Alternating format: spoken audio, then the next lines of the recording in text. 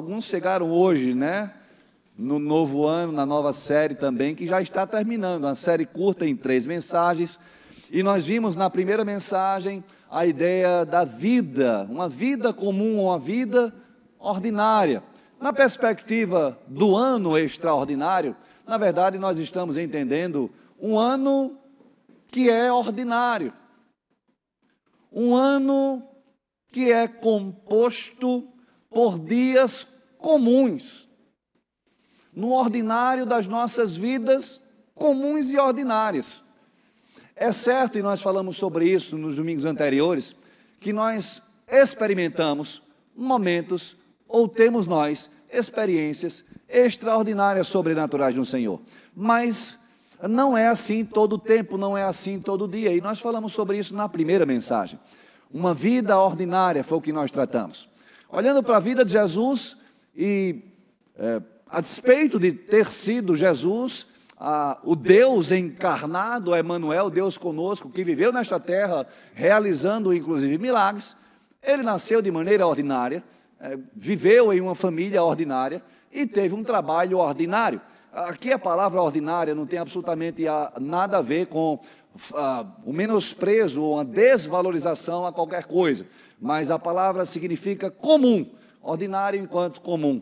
Jesus viveu de maneira comum, eventualmente realizando milagres, mas eu falava sobre essa ideia ou essa perspectiva que nós temos da vida de Jesus, há 30 e poucos anos, em que ele provavelmente comprava no mercadinho da esquina, tinha conta na padaria e tinha suas obrigações também, como carpinteiro que era, trabalhador que era, trabalhou também pelo seu salário, eventualmente realizou milagres. Apesar de poder transformar pedras em pão, e essa foi uma das tentações que nós lemos lá em Mateus capítulo 4, certamente ele comprou o seu alimento também, assim como qualquer pessoa comum, nos ensinando sobre a vida comum. Essa é a ideia, essa foi a ideia que nós tratamos na primeira mensagem da série, uma vida ordinária. Semana passada, para além da vida ordinária, nós entendemos um outro aspecto desse ano extraordinário, diz respeito ao chamado ordinário. Nós, com as nossas vidas ordinárias, todos nós cristãos, fomos chamados e posicionados a exercermos a missão, a cumprirmos a missão que o Senhor assim nos designou. Aonde quer que estejamos nós, na sala de aula, na faculdade, no trabalho, na empresa, na repartição pública, na vizinhança, no condomínio, na cidade, no bairro, enfim, aonde quer que pisemos os nossos pés, lá se torna o nosso campo missionário. E as pessoas em nosso entorno são alvo da nossa missão. É esse chamado ordinário. Muitas vezes nós pensamos missão na perspectiva de pessoas que saem de um lugar e vão para outro lugar. Sempre importa lembrarmos que essa é uma espécie de missão. A missão transcultural. Pessoas que saem da sua realidade, da sua cultura e vai a um outro lugar, a uma outra cultura, muitas vezes a outro país, diferente da sua realidade. Por isso vem a ideia de missão transcultural, que também se cumpre pela igreja. Mas a missão, sobretudo, se cumpre no dia a dia, de maneira ordinária e comum, no cotidiano da vida. Essa foi a mensagem da semana passada, um chamado ordinário. Onde quer que nós estejamos, qualquer que seja a nossa ocupação, a nossa profissão. Nós pautamos, pensamos, elaboramos essa série baseados em 2 livros. Eu quero aqui sugerir, hoje nós vamos encerrar a série, quero aqui sugerir os livros para todos aqueles que ainda não pegaram a referência. 2 livros, o primeiro é a Liturgia do Ordinário, um livro que fala sobre essa perspectiva da vida comum, do dia a dia, de contemplarmos e nos contentarmos com a rotina mesmo. Muitas vezes isso é por nós evitado. Em busca do extraordinário, das experiências incríveis, não valorizamos o dia a dia, que é a realidade da nossa vida. Amanhã é segunda, e nós falávamos sobre isso. Como muitas vezes nós falamos da segunda-feira como esse chamado dia de branco, ou dia do cansaço. Nós já começamos a cansar muitas vezes, porque amanhã é dia de trabalho. Quando deveríamos nos alegrar, quando deveríamos celebrar o Senhor e agradecer ao Senhor pelo trabalho, pela oportunidade de exercer as nossas habilidades também na profissão, e estaremos de segunda a sexta, pelo menos, alguns até o sábado, alguns até o domingo, trabalhando. Então entendemos que é no cotidiano da vida que nós contemplamos a bondade do Senhor, é no cotidiano da vida que nós também experimentamos o extraordinário de Deus. Então, Liturgia do Ordinário é um dos livros. Tish Warren é a autora, uma missionária americana, Tish, T-I-S-H, Warren, W-A-R-R-E-N, se você quiser procurar ou comprar, Tish Warren, Liturgia do Ordinário. O outro livro é Simplesmente Crente, um clássico que fala sobre os nossos ritos, nossas liturgias enquanto igreja, do Michael Horton, H-O-R-T-O-N, Michael Horton, ou Horton, Michael Horton, Liturgia, Simplesmente Crente, é o segundo livro que nós baseamos a nossa série, que está terminando hoje, que está concluindo hoje. Uma vida ordinária, um chamado ordinário, uma igreja ordinária. Mais uma vez, a palavra ordinária aqui não significa qualquer menosprezo a qualquer aspecto que nós estamos tratando, senão o aspecto de ser comum, simples, do dia a dia da nossa vida comum e simples. Atos capítulo 2, amém, queridos? Antes de nós entrarmos aqui no contexto do texto, vamos lá para o final do capítulo 2. O nosso trecho está entre os versículos, dos versículos 42 a 47. A propósito, estamos ao vivo, conectados pelo YouTube. Todos que estão conectados nesse momento, eu cumprimento. Que Deus abençoe você e sua casa. Sempre muito especial tê-los conosco também online. E o convite para que vocês estejam conosco, você e sua família, presencialmente aqui, celebrando ao Senhor. Sempre aos domingos, às 10 e 18 horas. E quartas-feiras, cultos de oração, às 19h30. Esse convite é para todos. Estaremos aqui quarta-feira também, no culto de oração. Deus te abençoe, Deus seja contigo. Atos capítulo 2, nós vamos ler dos versículos 42 a 47. Mas, para a gente contextualizar, o livro de Atos é o livro predominantemente histórico do Novo Testamento. Nós temos esse estilo literário da historicidade bíblica, muito predominantemente no Antigo Testamento. No Novo Testamento, o livro que nós temos esses registros históricos é notadamente o livro de Atos dos Apóstolos. Alguns vão dizer que esse é o livro inacabado da Bíblia, porque ele conta sobre o início da igreja e a história da igreja que não se encerrou, que há de se encerrar quando da vinda de Cristo. Então estamos nós aqui escrevendo mais um capítulo da história da igreja, nesses atos da igreja. Alguns vão dizer que esse seria um melhor título, um título mais adequado a esse livro, Atos da Igreja. Fato é que nós temos, logo no capítulo 1, Lucas, o evangelista, que também escreve o evangelho, também escrevendo esse livro, como se uma continuação do livro anterior, do livro que nós entendemos ali, o registro do ministério de Jesus, da vida de Jesus, dos milagres de Jesus, morte e ressurreição de Jesus no Evangelho. Em Atos, Lucas vai registrar sobre o início da igreja, trazendo uma perspectiva inicial do momento em que Cristo ressurreto, após a sua ressurreição, fala aos discípulos. Diz a palavra no capítulo 1 que Cristo esteve, após a ressurreição, por um período de 40 dias junto aos discípulos. 40 dias. Paulo falando sobre a ressurreição, testificando sobre o Cristo ressurreto, ele vai dizer, 1 Coríntios capítulo 15, que no mesmo momento, de uma vez só, Jesus apareceu para mais de 500 pessoas, confirmando o fato ressurreição. E aqui temos esse registro de Lucas.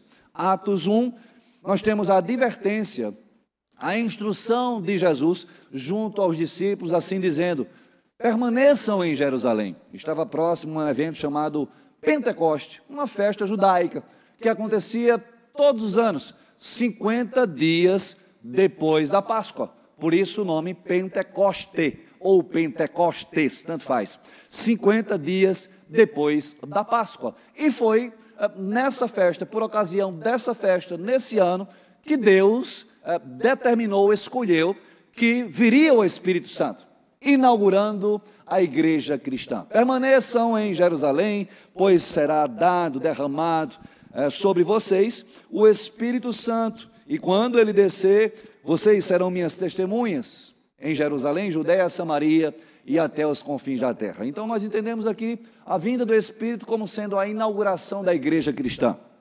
Quando falamos igreja cristã, é porque nós entendemos que a igreja, numa acepção mais geral, já existia. A igreja dos judeus, as chamadas sinagogas, as reuniões dos judeus. Mas a igreja cristã, ela começa com a vinda do Espírito Santo, que é o sustentador, o mantenedor, aquele que distribui dons e talentos. Então temos aqui, portanto, o registro da igreja de Cristo, da igreja cristã. Essa igreja que antes da vinda do Espírito Santo contava aproximadamente com 120 pessoas. Você pode observar isso no versículo 15 do capítulo 1. Naqueles dias Pedro levantou-se entre os irmãos um grupo de cerca de 120 pessoas. Então esse era o número. Quando temos o registro, no capítulo 2, que veio o Espírito Santo veio sobre estes, ou dentre estes, do grupo de 120. Pentecoste, como disse, era uma festa judaica que reunia muitas pessoas, milhares de pessoas de várias origens, de vários locais, de vários países. E nós vamos ler isso lá ainda no capítulo 2, você lê no verso 9, partos, medos, elamitas, habitantes da Mesopotâmia, Judeia e Capadócia, do ponto da província da Ásia, Frígia e Panfilha, Egito e das partes da Líbia próximas a Cirene, visitantes vindos de Roma, tanto judeus como convertidos ao judaísmo, cretenses e árabes. Então aqui é uma descrição de todas as etnias. Jerusalém, o epicentro da fé cristã, a cidade santa, a cidade de Davi, Jerusalém contava com 20 a 30 mil habitantes. Era uma cidade pequena, 20, 25, 30 mil habitantes. Por ocasião de Pentecostes, essa população aumentava, passando dos 100 mil. Então imaginem vocês que estamos aqui, portanto, na festa judaica de Pentecostes, onde vieram pessoas da Ásia, vieram pessoas da Europa até Roma, vieram pessoas da África, Cirene é uma cidade da África, de todas as regiões do mundo conhecido àquela época, e Deus escolhe esse momento para iniciar a sua igreja. E o que acontece naquele momento com a vinda do Espírito? Uma fenomenologia. Diz a palavra que o Espírito veio, conforme foi prometido, profetizado por Jesus, e como línguas de fogo. Não eram línguas de fogo. Como? É uma comparação, é uma ideia que nos traz uma visão do que foi visto, do que foi ouvido por aqueles discípulos. Esses 120 inicialmente, que tendo sido capacitados, ungidos, por assim dizer, pelo Espírito Santo, começaram a falar, não em línguas estranhas, senão em línguas estrangeiras, é o que está escrito. Verso 11 ainda, tanto judeus como convertidos ao judaísmo, cretenses e árabes, nós, Lucas se inclui, nós, aqui o autor do livro se inclui, é o próprio Lucas, se incluindo nesse público. Lucas não era apóstolo, mas viveu ao tempo de Jesus, foi contemporâneo desse momento. Nós os ouvimos declarar as maravilhas de Deus em nossa própria língua. Não eram línguas estranhas, eram línguas estrangeiras. É como se Deus, nesse momento, tivesse estabelecido ali uma tradução simultânea.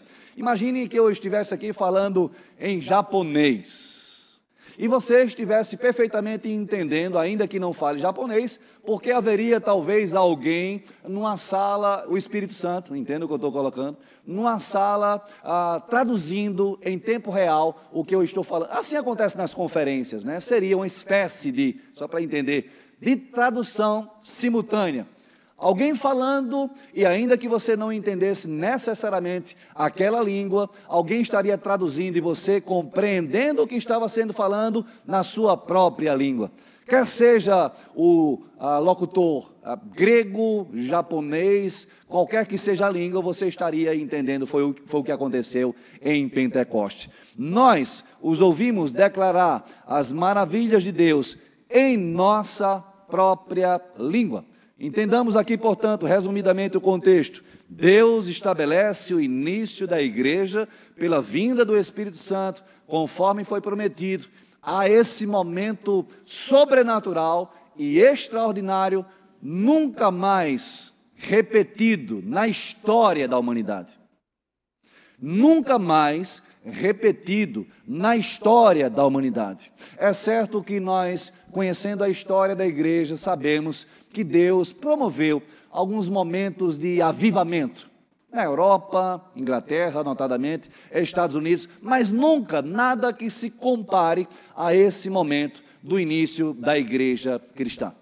Foi vontade de Deus que assim acontecesse para a formação desse povo.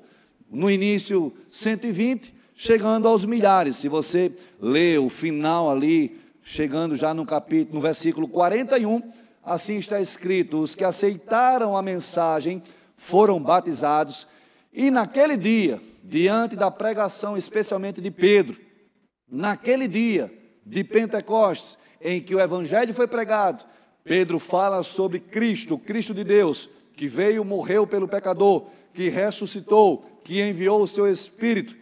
Naquele dia, houve um acréscimo de cerca de 3.000 pessoas. Então, o que nós podemos aqui concluir é que a igreja de Cristo começa com 3.120 pessoas. Amém, queridos? É o que está escrito. Aqui não é opinião nem é achismo, é o que está escrito. Talvez um pouco mais, um pouco menos, mas mais de 3.000 pessoas. Se tiver uma goteira na sua cabeça, você muda de lugar, viu? Mais de 3.000 pessoas compunham, portanto, a igreja de Cristo no seu momento inicial, na sua inauguração, diante da pregação, do agir do Espírito Santo na vida desses discípulos, dos apóstolos. Mais de 3.000 pessoas, portanto, saíram a pregar. Talvez uma multidão estivesse ali presente. Como disse, em Jerusalém, por ocasião de Pentecostes, se reuniam mais de 120 mil pessoas, um acréscimo de talvez 100 mil aos 20, 30 mil habitantes comuns de Jerusalém. Mas nem todos foram alcançados. Assim acontece. Quando a palavra é pregada também, em qualquer ocasião, em qualquer culto, em qualquer reunião, há pessoas que ouvem, até admiram, mas não são alcançados, não são transformados. Isso é soberania de Deus. Não é o preletor, não é o convencimento, não é o orador, não é a oratória, é soberania de Deus. É preciso que haja essa tradução simultânea também, em qualquer ocasião. É preciso que o Espírito fale e que o Espírito também ouça, naquele que fala, naquele que ouve, para que haja compreensão do que Deus está a ensinar, do que Deus está a falar. Diz a palavra que a fé vem pelo ouvir a palavra. Vocês estão craques. Não há outra forma.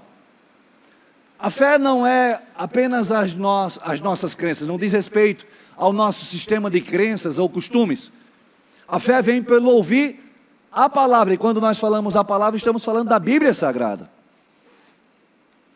É pela palavra, é pela ministração, é pela pregação, como assim fez Pedro, da palavra de Deus, que vem a fé que nós temos e que precisamos ter, a fé que o Senhor nos concede. Portanto, foi assim que Deus estabeleceu, para que ali iniciasse a igreja cristã.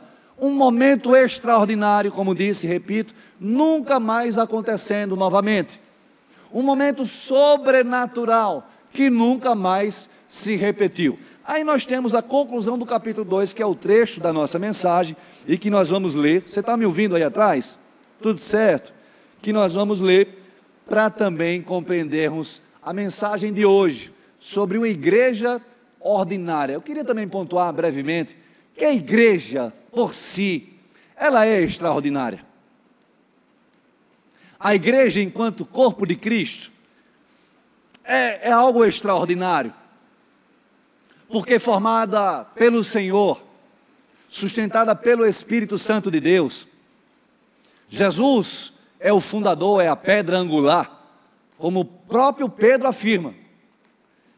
Apesar de alguns dizerem que é Pedro. Não, Pedro diz que Jesus é a pedra angular, que os construtores rejeitaram. Está na primeira carta do próprio Pedro. E temos, portanto, esse corpo místico de Cristo, do qual ele é a cabeça. Na Bíblia nós vamos perceber dois significados para a palavra igreja. Estamos hoje falando sobre igreja, por isso que eu estou trazendo esses apontamentos. Um significado uma acepção, fala sobre a igreja enquanto os crentes de todo o mundo, ou em todo o mundo, a reunião dos santos, a comunhão dos santos, esse é um significado, um sentido para a palavra igreja. Não se restringe ao aspecto denominacional, ao aspecto local, senão a todos esses que foram alcançados pela graça de Cristo Jesus, que foram contemplados pelo favor de Deus por meio do sacrifício de Cristo. Amém, queridos? Essa é a ideia da igreja extraordinária. Só que o viver igreja é algo ordinário. Nós vivemos igreja nas nossas reuniões, nos grupos pequenos, servindo em comunhão com os irmãos. Daí vem a ideia de compreendermos a igreja na perspectiva extraordinária, porque o próprio Senhor assim estabeleceu. Essa igreja extraordinária, ela não se restringe a um lugar, assim como diz o apóstolo Paulo aos atenienses, capítulo 17 do livro de Atos: Deus não habita em templos feitos por mãos humanas, como era no Antigo Testamento. O templo era a representação da presença de Deus, a representação física, não no Novo Testamento. A igreja agora é formada por pedras vivas, assim diz Pedro em sua primeira carta, nessa edificação que é espiritual. Essa é uma dimensão, esse é um sentido. Mas há também na própria Bíblia a palavra igreja, muito usada por Paulo, quando fala da igreja de Tessalônica, da igreja de Filipos, da igreja de Corinto. Ele está falando de igreja local, da igreja física, que tem um endereço, que tem os seus integrantes. Para o nosso tempo, que tem as suas denominações. Então, na eternidade, nós cremos que estarão presentes, estarão nos céus com o Senhor, batistas, presbiterianos, congregacionais, metodistas, assembleanos, e inclusive aqueles que nunca integraram uma igreja local. Amém, queridos? Que nunca tiveram a oportunidade de frequentar por alguma razão, a exemplo dos países em que a igreja é perseguida, em que é proibido professar a fé cristã. Nós temos isso em nosso tempo. Nós temos países em que essa é uma realidade, de irmãos que se reúnem em cavernas ou nos desertos, que compartilham páginas da Bíblia, porque a Bíblia não chega de maneira regular ou formal. Então, a igreja de Cristo, tanto é a união de todos os crentes, todos aqueles que foram alcançados pela graça de Cristo Jesus, como também é essa expressão local de uma igreja que tem a sua denominação, as suas atividades, a sua realidade. Essa igreja local, ela vive de maneira ordinária, com os seus ritos, atividades, com o seu calendário, com a sua agenda ordinária e comum. E é isso que nós vamos refletir. Vivermos a igreja extraordinária em uma vivência, uma experiência ordinária dos nossos ritos, das nossas liturgias, das nossas reuniões. Atos, capítulo 2, verso 42. Depois de falar sobre a vinda do Espírito Santo, e como Pedro, pregando, alcançou ali, pelo Espírito Santo de Deus, 3.000, ou cerca de 3.000 pessoas, inaugurando a igreja, ele vai dizer, verso 42, eles se dedicavam ao ensino dos apóstolos e à comunhão, ao partir do pão e às orações. Todos estavam cheios de temor, e muitas maravilhas e sinais eram feitos pelos apóstolos. Os que criam mantinham-se unidos e tinham tudo em comum. Vendendo suas propriedades e bens, distribuíam a cada um conforme a sua necessidade. Todos os dias continuavam a reunir-se no pátio do templo, partiam o pão em suas casas e juntos participavam das refeições, com alegria e sinceridade de coração, louvando a Deus e tendo a simpatia de todo o povo. E o Senhor lhes acrescentava diariamente os que iam sendo salvos. Louvado seja o nosso Deus por sua palavra. A nossa reflexão é exatamente essa. A partir da nossa vida comum, da nossa vida ordinária, tendo cada um de nós o chamado ordinário, onde quer que estejamos, como vivermos a igreja ordinária? Como vivenciarmos essa experiência de sermos igreja? Primeiro aspecto, já para você anotar, nós vamos falar aqui sobre alguns fundamentos da igreja ordinária, da nossa igreja ordinária. Eu estou falando da Cidade Viva Campina Grande, para nós entendermos a concretude do ser igreja, a praxis, a prática do ser igreja, não apenas uma ideia.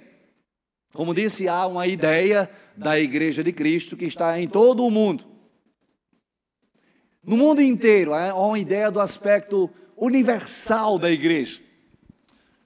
Mas há também essa ideia da igreja local, que se realiza localmente, que exerce as suas atividades de maneira local, ordinária, com a sua agenda, com os seus ritos. E o primeiro aspecto a considerar da igreja ordinária está escrito no versículo 42.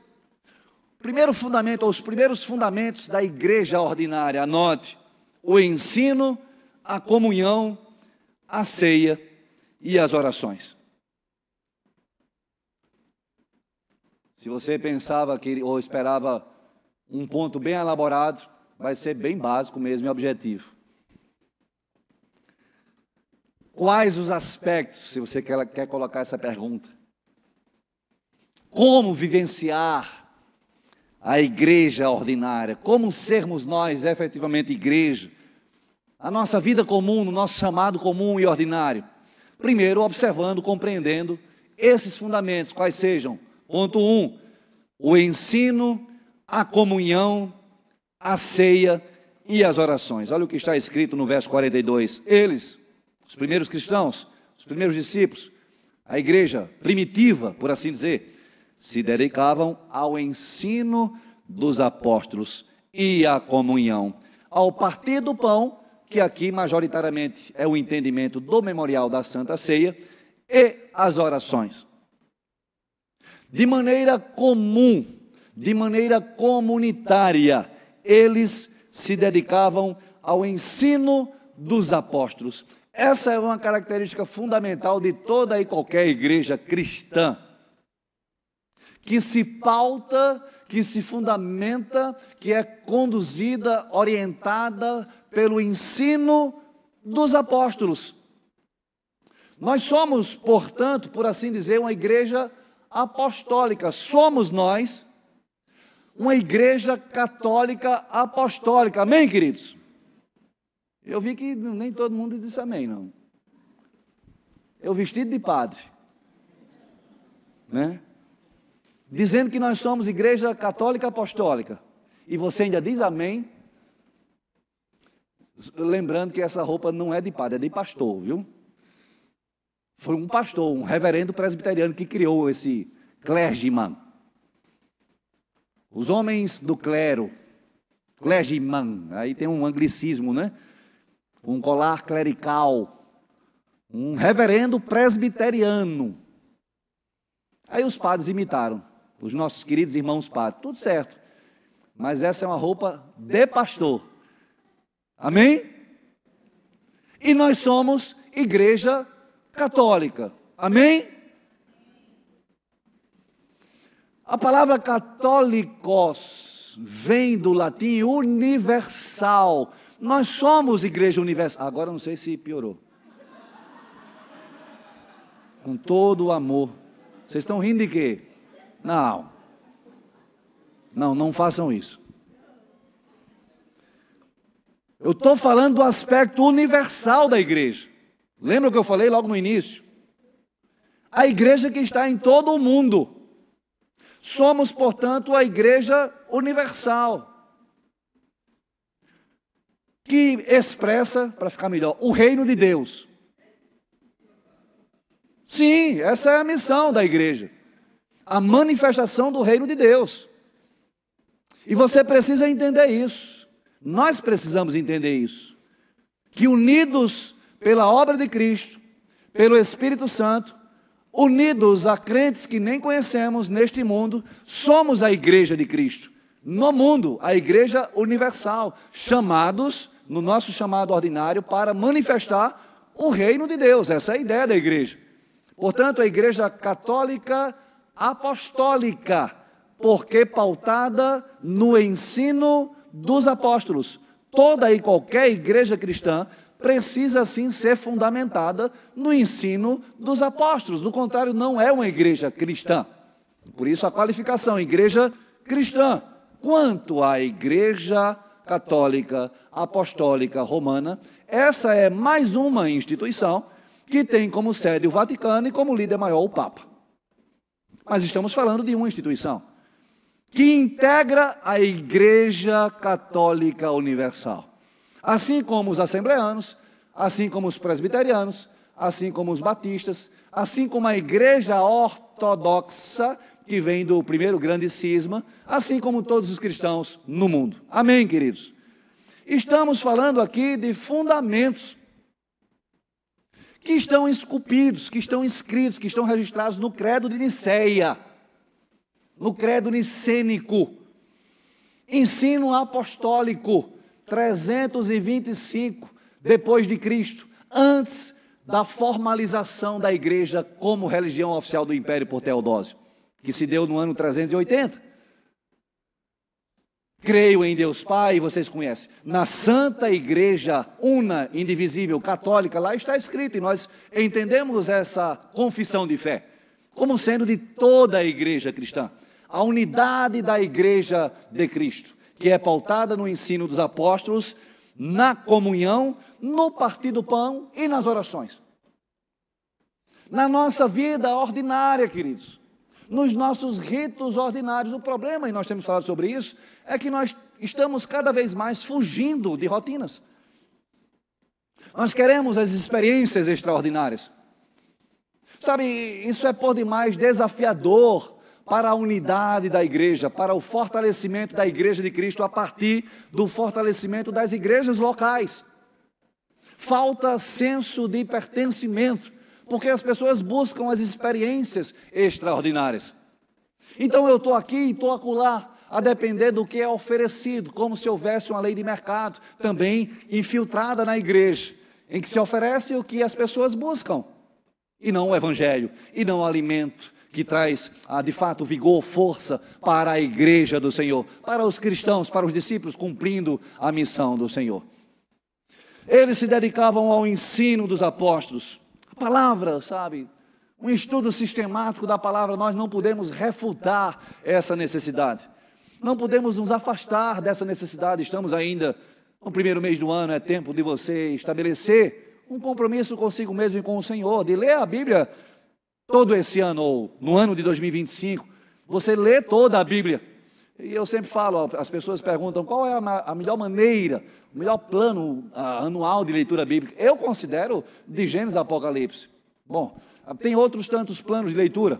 Se assim você não entende, você pode ler Gênesis, o livro das origens, que fala sobre a criação, fala sobre a queda, o projeto de redenção, a formação do povo de Deus. E aí ler paralelamente o livro de João, um dos evangelhos, e talvez João seja o mais acessível para quem nunca leu.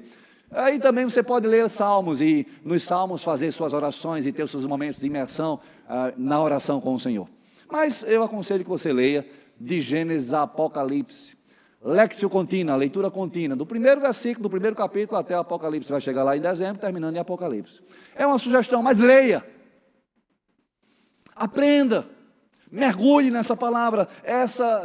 Esses eram os fundamentos e continua sendo da igreja, como foi da igreja primitiva. Eles se dedicavam ao ensino dos apóstolos, à comunhão. E a comunhão aqui fala muito sobre a presença, sabe?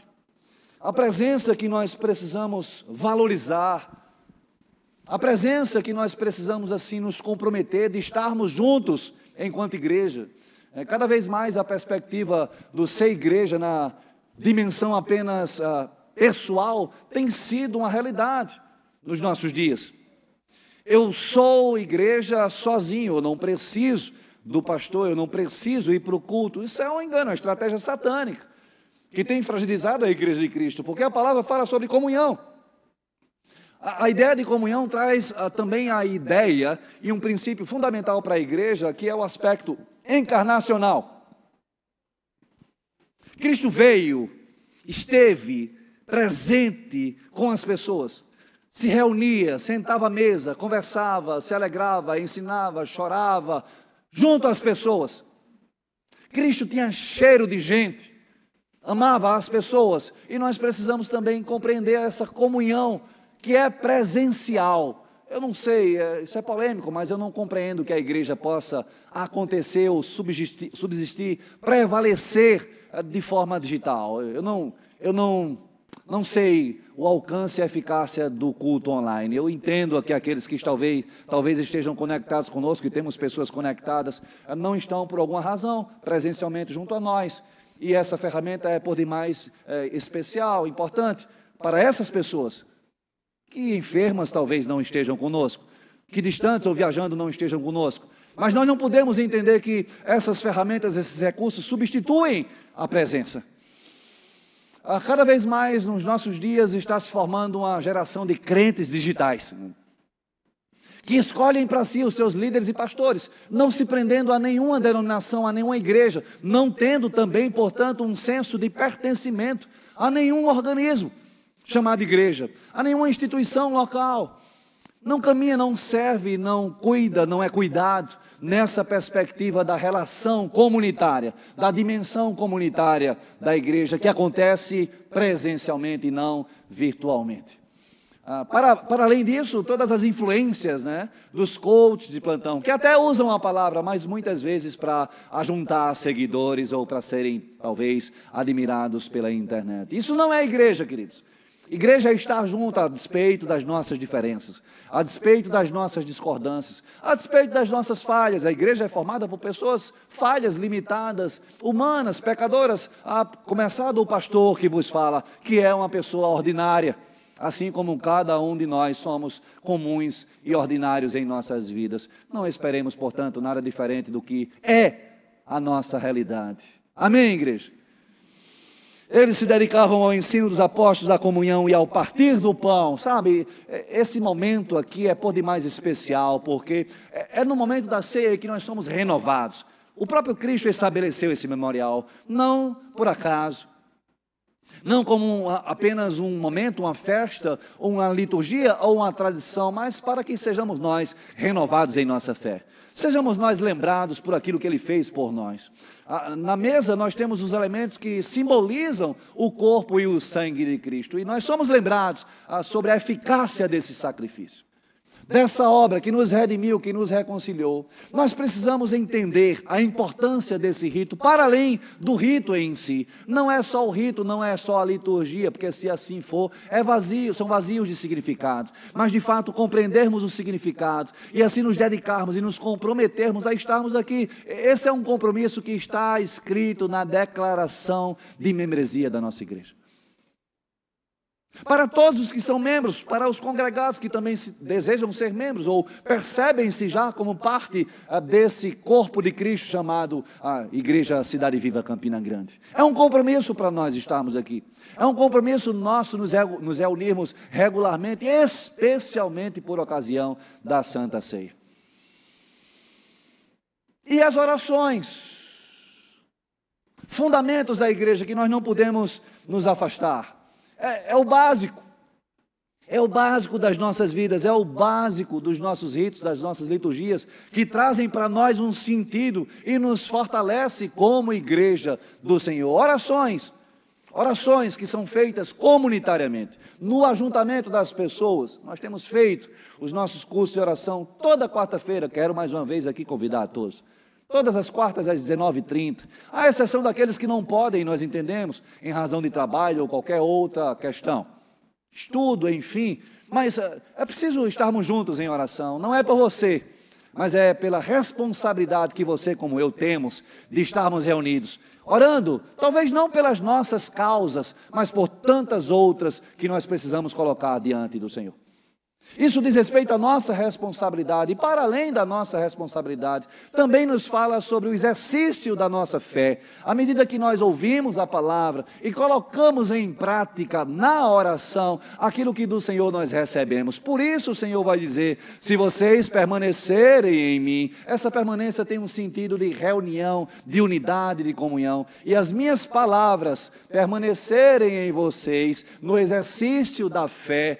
João 15, 7, pedirão o que quiserem e vos será concedido. Claro que alinhados com a vontade de Deus. Muitas vezes nós pedimos muitas coisas, queremos e desejamos, esperamos do Senhor muitas coisas, mas não nos dedicamos à palavra, ao estudo da palavra, ao ensino dos apóstolos. Não sabemos o que pedir, diz a palavra. E por não sabermos, não somos atendidos, e o Senhor nos fala, pedirão o que quiserem. É preciso esse alinhamento, essa comunhão, essa koinonia do povo de Deus que se reúne e que se fortalece mutuamente em oração. Isso não afasta a necessidade de estarmos nós no secreto do quarto, como assim o próprio Jesus pregou no Sermão da Montanha. Mas é preciso também entendermos a dimensão comunitária das orações que são elevadas ao Senhor, das intercessões que nós fazemos em favor de outrem, da cidade, das autoridades e de tantas coisas. Não nos faltam motivos para orar. Precisamos nos dedicar à oração, precisamos de compromisso em oração, precisamos nos reunir para orar. Amém, igreja? E o texto continua, verso 43. Todos estavam cheios de temor e muitas maravilhas e sinais eram feitos pelos apóstolos. Se aqui estamos falamos no ponto 1 sobre o ensino, a comunhão, a ceia e as orações. O ponto 2 nos fala sobre esses sinais extraordinários, que também acontecem. Deus também nos dá experiências pontuais, especiais, em que nós somos levados a perceber o poder de Deus, a manifestar o poder de Deus, em que nós nos deparamos com a realidade espiritual à nossa volta, em que nós assim profetizamos. Sim, podemos profetizar, nós cremos. Eu quero aqui pontuar também, já que estamos falando sobre dons, aqui o texto, Lucas registra como sinais, todos estavam cheios de temor e muitas maravilhas e sinais eram feitos pelos apóstolos. Ele está falando sobre os dons. Assim como João, no Evangelho, quando fala dos milagres realizados por Jesus, João conceitua, João fala desses milagres, tratando como sinais. Se é sinal, tem que apontar para algo. Não é algo em si. O sinal não encontra razão ou sentido em si mesmo. Ele aponta para algo, manifesta algo além de si mesmo. Quando Cristo realiza os milagres, e João registra esses milagres, chamando-os de sinais, ele está manifestando o reino de Deus. Assim, quando nós, os primeiros discípulos, realizamos, porque temos o mesmo Espírito Santo, e somos também capacitados a realizar maravilhas, assim realizamos esses sinais por meio dos dons espirituais para a manifestação do reino de Deus. Diz o texto bíblico, todos estavam cheios de temor e muitas maravilhas e sinais eram feitos pelos apóstolos. Olha o que o próprio Paulo vai nos falar quanto a esses sinais ou a esses dons espirituais, escrevendo aos Coríntios, especialmente aos Coríntios, uma igreja vaidosa, que buscava os dons que eles consideravam mais especiais, a saber, o dom de línguas ou o dom de profecias. Paulo fala, 1 Coríntios 12, 7, a cada um, porém, é dada a manifestação do Espírito, visando o bem comum. Esse versículo já nos fala que é o Espírito Santo que concede dons. Não sou eu que escolho. Ah, Senhor, me dá o dom de profecia, o dom de línguas. Não, não sou eu que escolho. Me dá o dom de cura. Não sou eu que escolho, é o Espírito Santo. E o texto fala sobre o propósito dos dons, o bem comum. Não é a vaidade pessoal. Não é para que eu me destaque. Não é para que eu seja aplaudido, mas para que pessoas sejam abençoadas, o bem comum.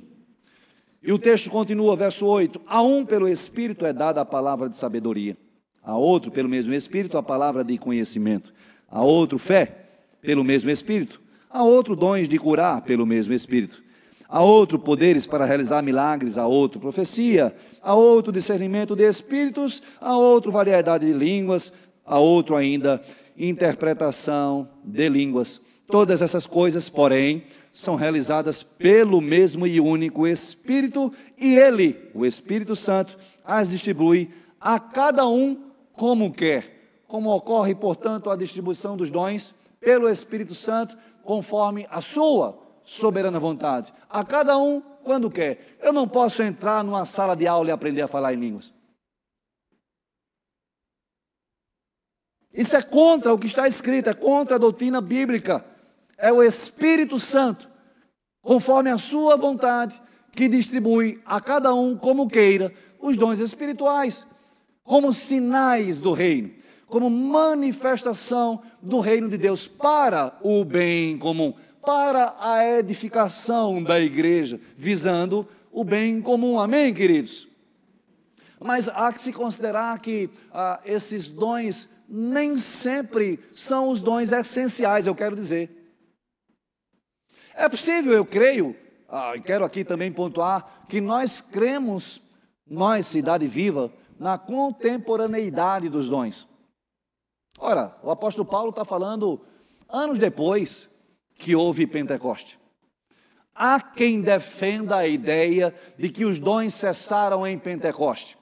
Paulo fala lá pelo ano 50. Estamos aqui no ano 1 depois de Cristo.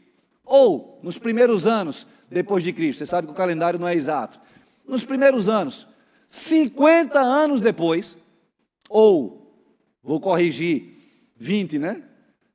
Depois de Cristo, o ano 1, ou ano 3, ou ano 4 é quando Cristo nasceu. Amém? Estamos aqui no ano 30 e pouco depois de Cristo. Atos dos Apóstolos, inauguração da igreja, morte, ressurreição, ascensão do Senhor. Ano 30 e pouco, amém? Com quantos anos Cristo morreu? Pronto, chegamos. 20 anos depois, Paulo escreve aos Coríntios, falando sobre os dons espirituais. Os dons que eram contemporâneos ao tempo da igreja em Corinto e que cremos nós, são contemporâneos ao nosso tempo. O mesmo Espírito que ali atuou, continua atuando na igreja. Nós cremos, eu creio, que nesse culto pode se levantar alguém falando em línguas. Necessário é que alguém interprete, para que aquilo que está sendo falado seja para a edificação do corpo e o bem comum de todos nós. Mas eu creio, nós cremos, nenhuma dificuldade quanto a isso. Agora, vocês vão de convir comigo que nós não precisamos, a não ser que Deus assim estabeleça, mas via de regra nós não precisamos que alguém fale em línguas para que o culto aconteça. Amém, igreja? Deus pode levantar pessoas. Nós não precisamos que alguém seja curado para que o poder de Deus seja manifesto. Amém, igreja?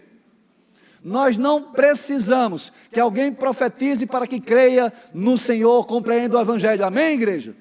Esses dons, portanto, não são essenciais. Há outros dons, e vocês vão entender, estamos falando da igreja ordinária, que são essenciais. Nós precisamos, entenda o que eu vou dizer, que pessoas viessem aqui, talvez às 5 da tarde, que hora chegou o Ministério de Integração? 5 da tarde, para enxugar a igreja, para organizar, para abrir. Pastor, o senhor está dizendo que o serviço desses irmãos é mais importante do que o dom de língua? Estou. Exatamente isso que você ouviu. É exatamente o que você ouviu. Os dons ordinários que nós não valorizamos e nem buscamos. Porque se eles não chegassem aqui, nós não estaríamos reunidos. Na perspectiva da igreja ordinária, entenda o que eu estou falando. Esses irmãos que estão nos servindo, que chegaram mais cedo, do Ministério de Integração, do Multimídia, para organizar, ligar os equipamentos, projeção e tudo mais, que está aqui nos abençoando, são mais importantes do que aqueles dons que nós consideramos extraordinários. Na perspectiva e no entendimento da igreja ordinária, que se pauta pelo ensino, comunhão, partir do pão e oração. Amém, igreja? Sejamos, portanto, serenos, diligentes, inteligentes. Sejamos, portanto, sábios na busca por aquilo que importa, por aquilo que é essencial para a igreja de Cristo. Se Deus quiser nos dar dons extraordinários para qualquer um de nós, amém, que assim seja, compreendendo que há um propósito bem comum, a edificação do corpo de Cristo, cada um fazendo a sua parte, Efésios 4, edifica o corpo, atingindo a medida da maturidade de Cristo Jesus. Portanto, há dons que nós não consideramos como extraordinários, muitas vezes nem valorizamos, nem buscamos, mas tem muito valor de irmãos que exercem esses dons, o dom de servir e nos abençoam, o dom de contribuir. Estamos aqui porque há pessoas nessa comunidade, nessa igreja, chamada Cidade Viva Campina Grande, que contribuem regularmente, o que nos permite pagar todos os meses o aluguel desse prédio, por exemplo. O que nos permite todos os meses pagar a conta de energia, que aqui permite também ter o ar-condicionado ligado para você e para mim, por exemplo. Isso é um dom, o dom da contribuição, que nós não valorizamos e por vezes negligenciamos. Há muitos aqui que não exercem esse dom, eu chamaria ministério, e que usufruem desses que estão servindo, também contribuindo, mantendo essa obra, e não apenas estruturas ou contas a pagar, mas sobretudo fazendo com que essa obra avance, não apenas em Campina, mas a Brasil afora e também para além do nosso país. Sabe, dons ordinários ou vistos por nós como ordinários, mas que têm grande, eu diria talvez igual valor na perspectiva do reino de Deus. Para nós são essenciais, senão não estaríamos aqui reunidos. E olha o que diz o apóstolo Paulo também, em Romanos 12, versos 6 a 8. Temos diferentes dons de acordo com a graça que nos foi dada. Se alguém tem o dom de profetizar, use-o na proporção da sua fé. Se o seu dom é servir, sirva. Se é ensinar, ensine. Se é dar ânimo, veja só, um dom. Dar ânimo, que assim faça. Se é contribuir, que contribua generosamente. Se é exercer liderança, que a exerça com zelo. Se é mostrar misericórdia, que o faça com alegria. Ainda Pedro, na sua primeira carta, versículo 10 e 11 do capítulo 4. Cada um exerça o dom que recebeu para servir os outros, administrando fielmente a graça de Deus em suas múltiplas formas. Nós costumamos dizer que servimos a Deus, Deus não precisa ser servido. Deus é Deus. A Bíblia diz que nós devemos servir como que ao Senhor, mas Deus é Deus. Ele não precisa do nosso serviço. O serviço é conduzido, é dirigido ao outro, por amor ao outro, é uma expressão de amor ao próximo. Por isso o lema, né? Ame e sirva. E aqui está escrito, cada um exerça o dom que recebeu para servir os outros. O bem comum, a edificação do corpo de Cristo, administrando fielmente a graça de Deus em suas múltiplas formas. Se alguém fala, faça-o como quem transmite a palavra de Deus. Se alguém serve, faça-o com a força que Deus provê, de forma que em todas as coisas Deus seja glorificado mediante Jesus Cristo, a quem sejam a glória, o poder para todo sempre. Portanto, queridos, aqui estamos no segundo aspecto, no segundo ponto da igreja ordinária, para além dos fundamentos, discernirmos sobre os sinais extraordinários, os dons espirituais, aquilo que o Espírito Santo nos concede a ser, fazer, realizar, tanto de forma extraordinária, especialmente de forma ordinária, no dia a dia das nossas atividades, no dia a dia dos nossos ritos e liturgias. Amém, igreja? E o terceiro e último aspecto, para concluir, ainda verso 44, os que criam mantinham-se unidos e tinham tudo em comum, vendendo suas propriedades e bens, distribuíam a cada um conforme a sua necessidade. Deixa eu fazer aqui um parênteses para você entender, a gente continua. Havia uma perspectiva ao tempo que Lucas escreve Atos dos Apóstolos, que Jesus voltaria em breve. Esse em breve, nesse tempo, poderiam ser dias. Jesus morreu e ressuscitou depois de quantos dias? 3 dias, amém? Então eles tinham uma perspectiva que Jesus, como assim eles viram subir aos céus, voltasse em dias, em alguns meses. É esse em breve que nós assim falamos, também cremos, e que não há uma data determinada. Ninguém sabe o dia e a hora, está escrito, graças a Deus por isso. Mas havia, portanto, a perspectiva de que a vinda do Senhor seria rápida, é a ideia da brevidade. Esse é o sentido que traz aqui na perspectiva da igreja primitiva o partilhar também dos seus bens, das suas propriedades. Eu vou aqui falar, e eu espero que você entenda isso sem distorções, de uma ideia comunista, em que tudo era de todos. Não estou falando, nem estou defendendo aqui, né, absolutamente regime de governo, mas estou citando, como comparação, para o entendimento. Tudo era de todos, não havia propriedade privada. Nós entendemos, e a Bíblia também defende, sim, o esforço, o trabalho. Aquele que não trabalha, está escrito que não coma. Nós não devemos, absolutamente não devemos valorizar a indolência, a preguiça, a falta do trabalho, a falta de esforço. Não, a Bíblia nos fala exatamente o contrário. Um dos assuntos mais presentes na Bíblia é o trabalho, de um Deus que trabalha. É o esforço de cada um de nós. E termos como resultado desse esforço os nossos recursos, os nossos bens.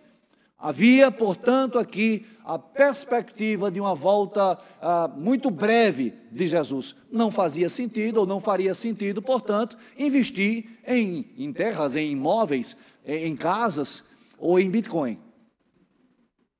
esperando que multiplique 10 vezes. Não, era o imediatismo daquilo que pertencia a todos e era partilhado por todos. Conquanto houvesse essa realidade, há um princípio que nos fala sim sobre generosidade, que nos fala sim sobre partilha, que nos fala especialmente quanto à prática do amor ao próximo. Esse é o terceiro e último ponto.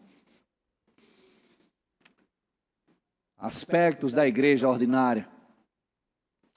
Fundamentos do viver, igreja, de maneira ordinária. Ensino ou palavra, comunhão, a ceia, orações, as ordenanças, os dons e sinais extraordinários que Deus nos concede, compreendendo o propósito, o sentido, para a edificação do corpo e o bem comum de todos. E aquilo que fundamenta tudo que nós fazemos. O que fundamenta o sermos igreja, a essência, o aspecto ontológico, para quem gosta de palavra difícil. O que forma a igreja? O amor. Porque Deus tanto amou o mundo, que enviou o seu Filho, para que todo o que nele creia não pereça, mas tenha a vida eterna. Esse é o versículo central das Escrituras. E assim como diz Paulo aos Filipenses, capítulo 3, verso 1, não me canso de repetir estas palavras. É a mesma palavra pregada há pelo menos 2000 anos, especialmente no Novo Testamento. Quando a gente vai para o Antigo, são milênios. A mesma palavra pregada domingo após domingo nas igrejas do Senhor.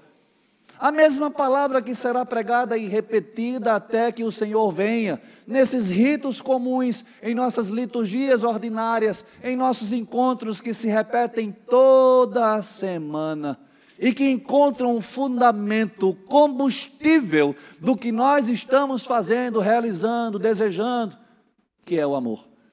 Assim Paulo vai falar, depois de descrever os dons espirituais, como nós lemos no capítulo 12, falando que é o Espírito Santo que distribui dons, como quer, a quem quer. Ele vai terminar o capítulo 12 dizendo, agora eu vou falar sobre algo muito mais excelente, algo muito mais importante, porque é o fundamento de todo dom.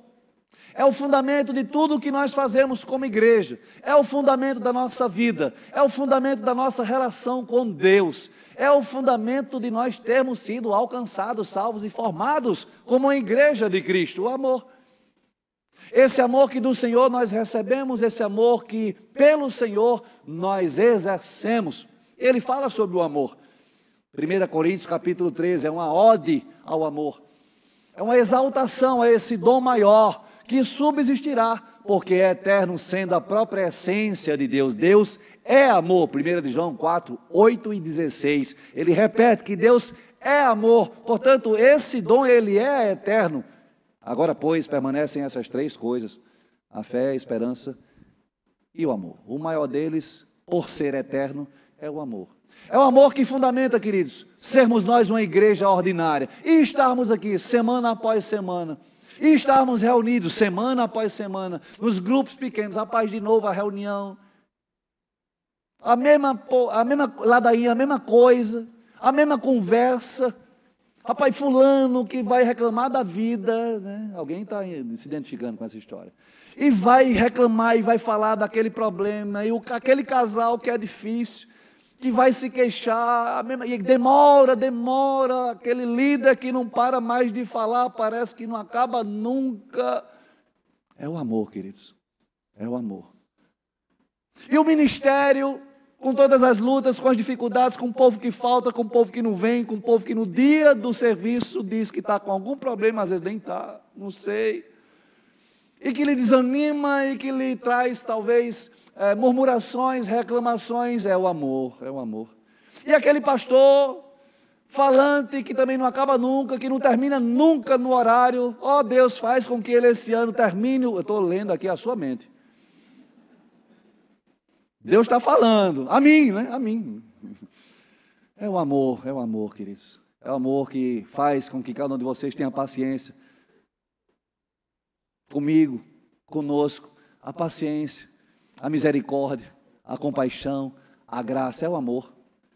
É o amor que nós exercemos de maneira prática. Era o amor que era exercido por aqueles primeiros cristãos. Aquela igreja primitiva que de maneira simples se reunia e permanecia se reunindo todos os dias, continuavam a reunir-se no pátio do templo e juntos participavam das refeições com alegria e sinceridade de coração, louvando a Deus e tendo a simpatia de todo o povo. É o amor ao próximo que fundamenta tudo o que nós fazemos, um amor prático que nos conecta ao outro, que nos leva à presença do outro, que não espera do outro, porque esse amor, assim como o de Deus por nós, é incondicional. Antes eu decido e me posiciono na perspectiva de abençoar, de partilhar, de dar, de entregar o que do Senhor eu recebo. É um amor que que não tem barganha, que não exige do outro. É um amor que exerce misericórdia. É um amor que é presente, é real. É um amor que nos aperfeiçoa enquanto indivíduos, enquanto cristãos, enquanto discípulos de Cristo. A questão e o grande desafio para nós é exercermos esse amor prático em tempos que cada vez mais estamos ensimesmados, reclusos, fechados em nosso mundo, no mundo que nós criamos como sendo o ideal, quando na verdade é uma grande ilusão, uma grande bolha, que mais tempo, menos tempo, explode e nos mostra a realidade das nossas vidas, que nós precisamos uns dos outros.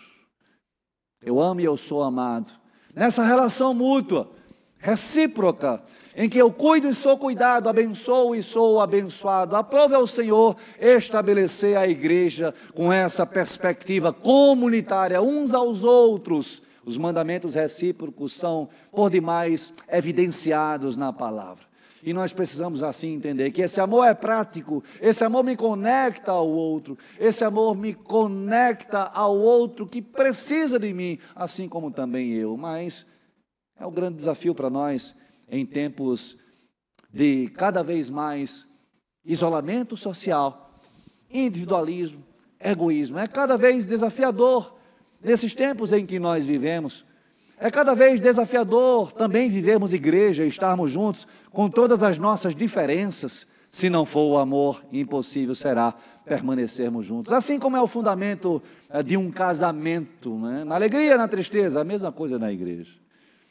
Na concordância, na discordância, nos tempos bons, nos tempos maus, nos tempos desafiadores, difíceis também, permanecermos juntos, unindo-nos, apesar das nossas diferenças, apesar das nossas dores, apesar das nossas queixas, resolvendo todas essas queixas, discernindo e entendendo aquilo que pode ser semente de discórdia entre nós, que afete não apenas o amor que nós exercemos, mas a unidade e a comunhão que nós precisamos ter e experimentar enquanto igreja do Senhor, dirimindo todas as murmurações, queixas, resolvendo também as nossas diferenças, lançando fora as maledicências, animosidades e conflitos próprios de qualquer ajuntamento social e não diferentemente da igreja, mas nós temos o Espírito Santo que nos conduz a essa unidade e nos conduz em unidade, a despeito das nossas diferenças, a vivermos em comunhão, e a razão disso é o amor do Senhor por nós. Sejamos nós, portanto, aperfeiçoados nesse amor. Tenhamos nós, portanto, a sabedoria do Espírito, a colocarmos em prática esse amor. Não seja apenas teoria ou palavras cantadas, mas de fato algo que nós exerçamos uns para com os outros. Amém, queridos? O amor ao próximo é o terceiro fundamento. E concluindo, a banda pode vir. Quero dizer a vocês, falava nos primeiros cultos de janeiro, quanto à prática do que nós pregamos aqui, concluindo a série hoje, um ano extraordinário, a partir do simples, do comum. Nós teremos na quaresma, a partir da quarta-feira de cinza, um rito bem simples e comum, a exemplo do que tivemos na primeira semana do ano. Quem esteve conosco na semana de oração? Foi uma bênção, né? Alguns todos os dias, outros vieram alguns dias. E não tínhamos o ministério conosco e não, por outra razão, nós não programamos. A ideia é que nós estivéssemos aqui de forma simples mesmo, cantando, louvando, adorando ao Senhor. Não tínhamos o multimídia e da mesma forma, não que eles não tenham comparecido ou tenham faltado, não, a ideia era estarmos de forma simples, né? Espontânea, fluida, louvando, adorando ao Senhor. E assim foi, muito especial. E eu falava quanto à liturgia simples que nós teremos. E aí quero pontuar, informar vocês, a partir da quarta-feira de cinzas, o início da quaresma, até o final da quaresma, teremos uma voz e um instrumento.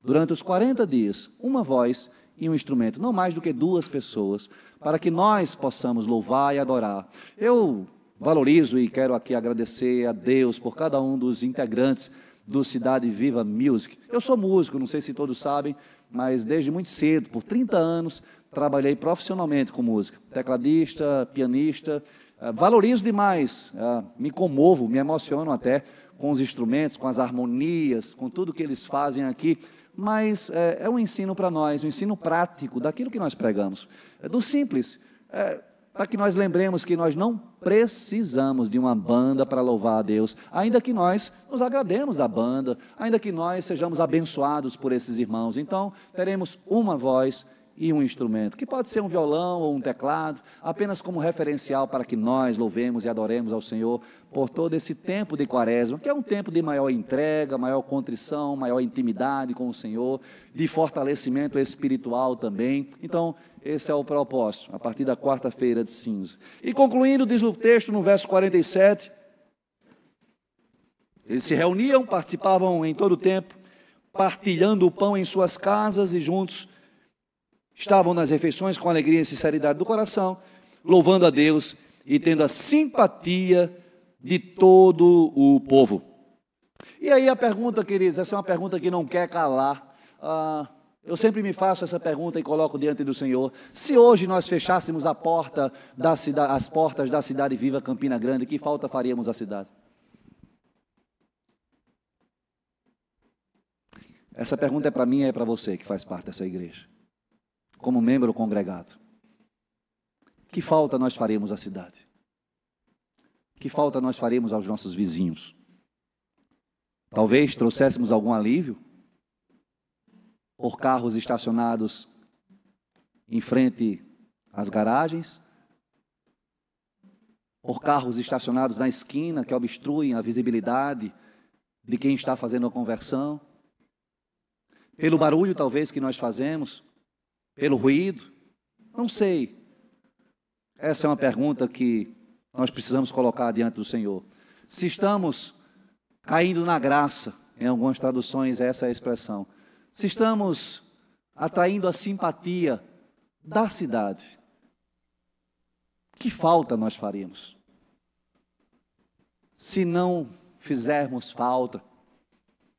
Somos apenas um clube que leva o nome de igreja. Um clube de pessoas que pagam até a sua mensalidade, colocada nas urnas ou por meio do cartão, para que haja um bom serviço. A palavra, pessoas que atendem, que acolhem, a banda que toca, a música legal.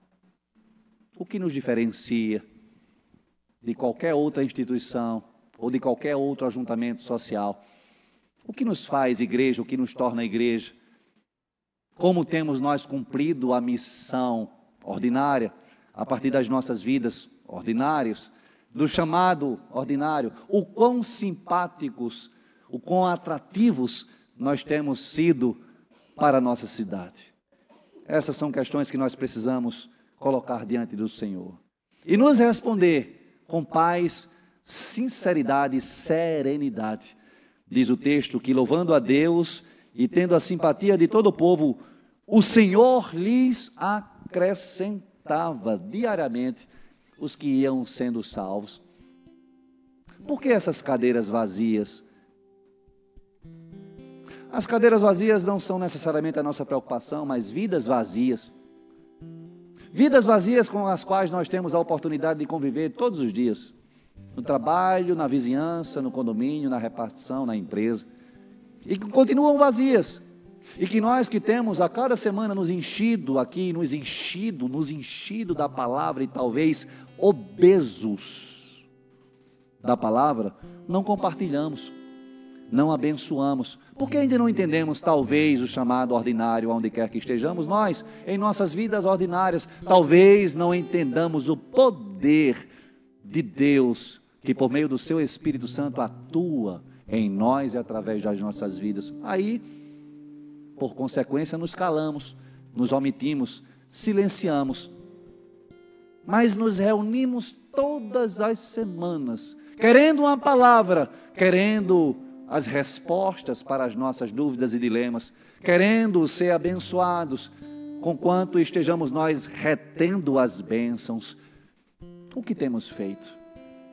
Como temos realizado essa missão? Como temos sido uma igreja ordinária, na simplicidade das nossas vidas comuns, abençoando vidas e, por isso, experimentando a plenitude, o contentamento, a alegria, a abundância do sermos igreja, do sermos discípulos de Cristo.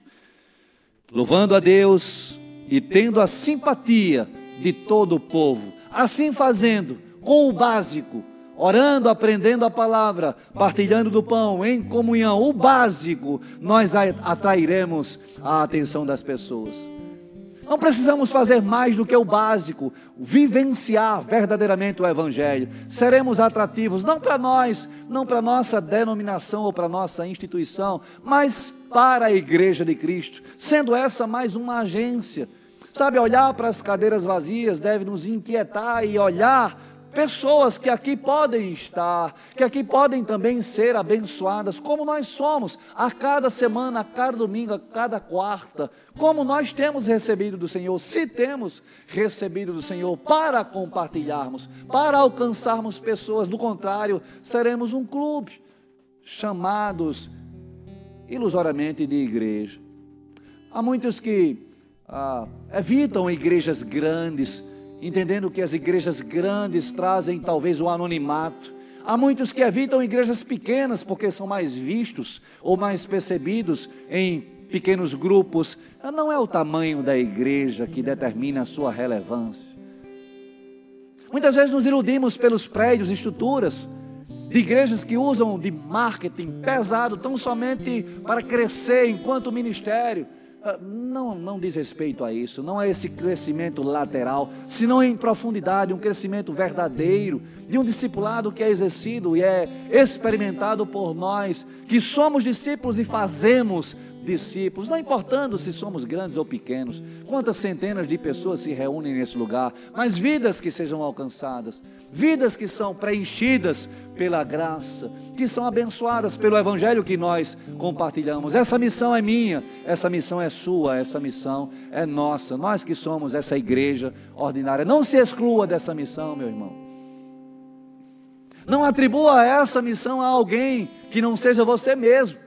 É contigo, é comigo, é com cada um de nós, onde quer que estejamos, onde quer que pisemos os nossos pés, em nossas vidas ordinárias, nos chamados ordinários, sendo uma igreja ordinária, com os nossos ritos, encontros, atividades e liturgias, e assim experimentando eventualmente momentos extraordinários pela graça do Senhor. Amém, queridos?